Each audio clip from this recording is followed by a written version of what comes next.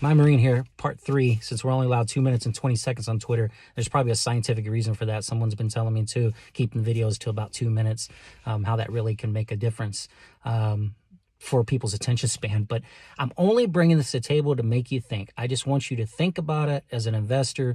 What does it really mean? Why do we have some of these bigger influencers that start talking about other stocks? Is that really going to help the movement in general? And then what are you in the movement for? What's your goal behind it?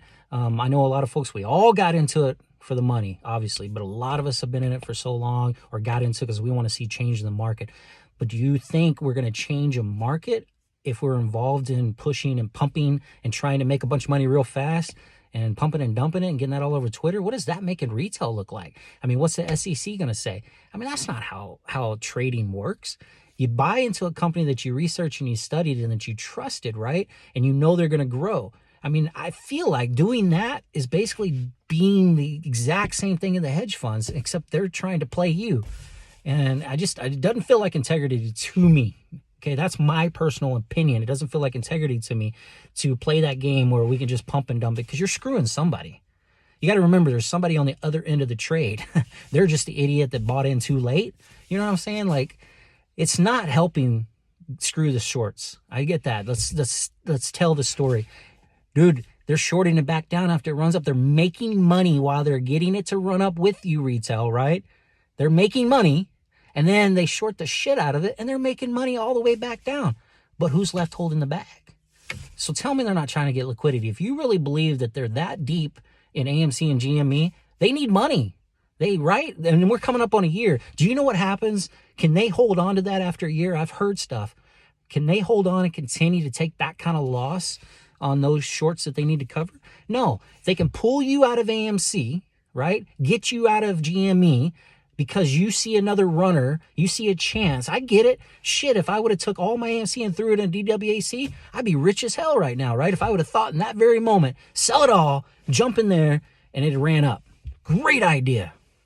My Marine part 4. To finish that, great idea. That's me being sarcastic, because that's what they want. That's what I feel like. That's what they want. They can start drawing that liquidity, start drawing everybody away from the community, start getting their money spread out again, put it over here, put it over there, take a little bit of this, take a little bit of that. And we're talking millions and millions of people. Think about that. Who's actually winning? A handful of people are winning. So I'm not going to be one to promote the hell out of it, because that to me is just pushing it out there and pumping it. I believe in what we're doing. I believe the shorts haven't covered. I believe that we got them stuck just like day one. They got nowhere they can go. We're getting closer to a year. The FUD is rising. We got these bigger people and these bigger accounts that have been around. They're starting to speak other stuff now, which only tells me one thing. We're getting freaking closer. That's what I feel. Again, just my opinion.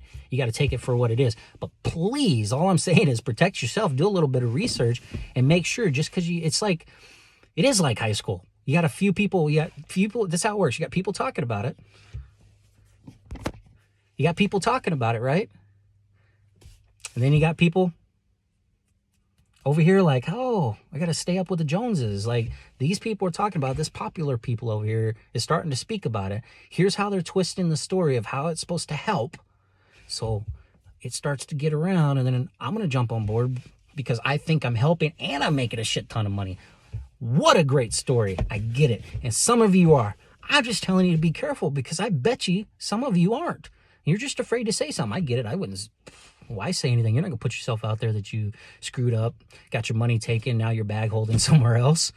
I mean, you're always one admit to that. Only people that are going to say anything are the one that made money. Oh, I made money. So education, that's the important part.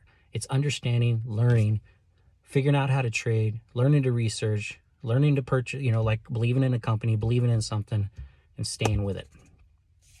That's the idea behind trading. That's the idea behind investing. Day trading, everybody talks about it, 90% failure rate. Chase and squeeze plays, probably a 90% failure rate too. But there's a lot of you who succeeded, so I ain't mad at you. Congratulations. Just know that. But be careful.